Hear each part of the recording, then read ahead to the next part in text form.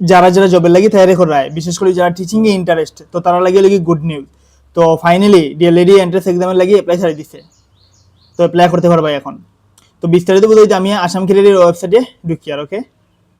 তো বিস্তারিত বুঝাইতে আমি আসাম ক্যারিয়ারের ওয়েবসাইটও ঢুকে গেলাম।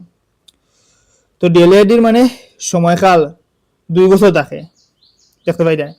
আর শিক্ষাগত যোগ্যতা মানে কমসে কম মানে উচ্চ মাধ্যমিক মানে এইচএস পাস থাকা লাগে। আর বয়সও সীমা 18 বছর থেকে 34 বছর। এসসি এসটি ওইগুলোর লাগে আবার একটু ছাড় দেওয়া থাকবো। তো আসন সংরক্ষণ OBC MOBC SC ST PWD লিগে একটা সংরক্ষণ থাকে। আবেদন ফি মানে 600 টাকা থাকে।